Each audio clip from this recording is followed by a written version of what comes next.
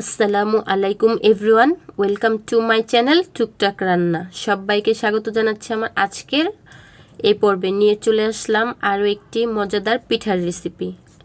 হ্যাঁ, দুধ পুলি পিঠা। আমরা গ্রামের বাড়িতে গিয়েছিলাম, তো সেখানে দুধ পুলি পিঠা তৈরি করা হয়েছে, তো সেটাই আজকে আপনাদের সাথে শেয়ার করছি। এখানে চালের গুঁড়ি করার জন্য পর্যাপ্ত পরিমাণে পানি দিয়ে দেওয়া হলো। এখানে টোটাল প্রায় 1.5 কেজির মতো পানি দেওয়া হয়েছে। এখান থেকে কিছুটা পানিও উঠিয়ে নিয়েছে। এখন দেখতেই পাচ্ছেন এখানে পরিমাণ মতো লবণ দিয়ে দিল। পানিটা ফুটে আসলে তখন চালের গুঁড়ি অ্যাড করে দিচ্ছি। এটা ভেজা চালের গুঁড়ি। এটাকে চালকে ভিজিয়ে 3 ঘন্টা ভিজিয়ে রেখে এটা মেশিন থেকে ভাঙিয়ে আনা হয়েছে। আপনারা চাইলে শুকনো চালের গুঁড়িটা দিয়েও এই পিঠা তৈরি করে নিতে পারেন। যেহেতু অনেক পিঠা তৈরি করা হয়েছে, তাই আমি পারফেক্ট মেজারমেন্টগুলো বলে দিতে পারলাম না। জাস্ট আপনাদের দেখানোর সুবিধার্থে আমি ভিডিওটা আপনাদের সাথে শেয়ার করছি। আশা করছি আমাদের এই ভিডিওটা আপনাদের ভালো লাগবে। যদি ভালো লাগে তাহলে প্লিজ লাইক, কমেন্ট, শেয়ার করবেন ও সাবস্ক্রাইব করে নিয়মিত চ্যানেলের পাশে থাকবেন। তো কথা বলতে বলতে দেখতেই পাচ্ছেন সবগুলো চালের গুঁড়ি দিয়ে দেওয়া হয়ে গেছে।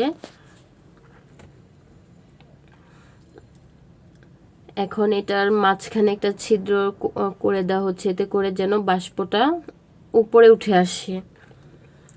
এখন এটাকে ঢাকা দিয়ে রেখে দিব 10 মিনিটের মতন।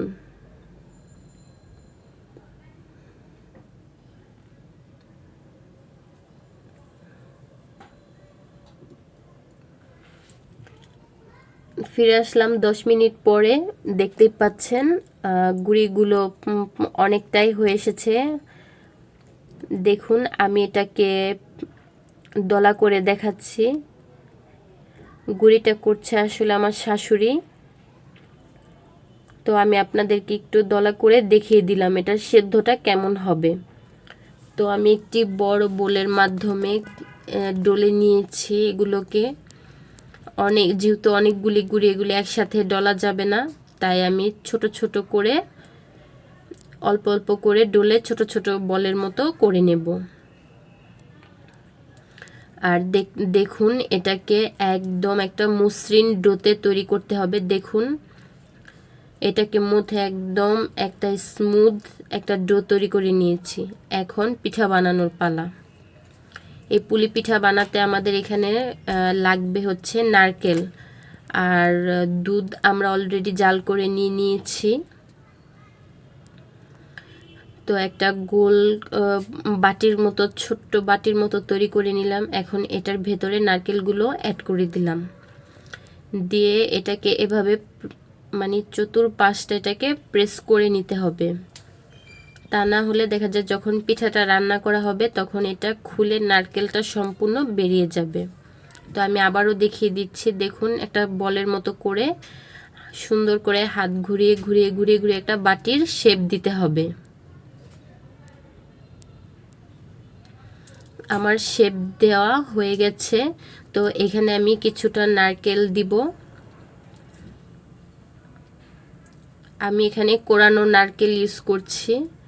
তো এটাকে দিয়ে এভাবে ভাঁজ দিয়ে তারপর এটাকে চেপে চেপে প্রেস করে নিতে হবে, যাতে করে এটার মুখটা বন্ধ হয়ে যায়। আর এটা রান্না করার সময় এটা নারকেলটা যেন বের হয়ে না আসে।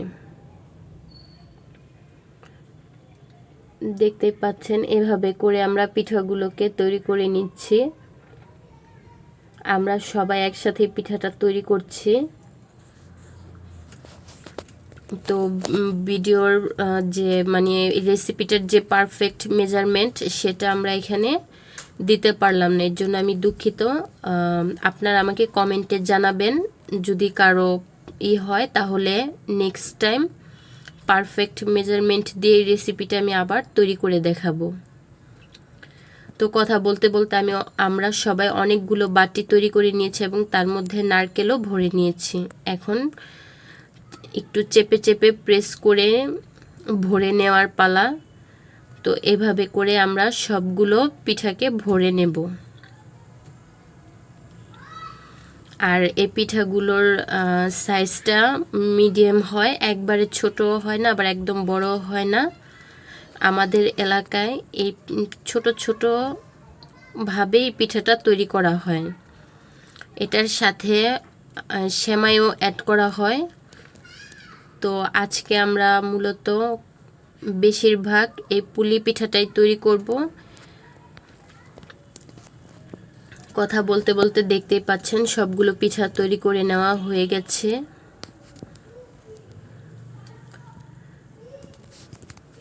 দেখুন খুব সহজেই তৈরি হয়ে গেছে। দেখতেই পাচ্ছেন আমরা কতগুলো পিঠা তৈরি করে নিয়েছি।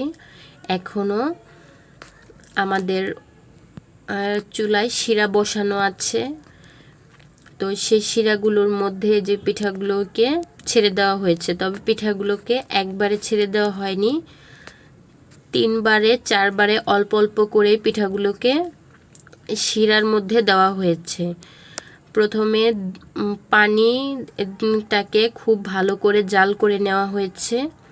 তারপর এর মধ্যে যে খেজুরের যে অরিজিনাল গুড়টা ছিল সেটা দিয়ে এই শিরাটাকে আবারও ভালো করে জাল করে নিয়েছে। এখন 3 বার 4 বারে আমাদের এই পিঠাগুলো দেওয়া হয়ে গেছে। এখন অপেক্ষা করছি বলক আসার জন্য। দেখতেই পাচ্ছেন আমাদের পিঠাগুলো বলক চলে এসেছে।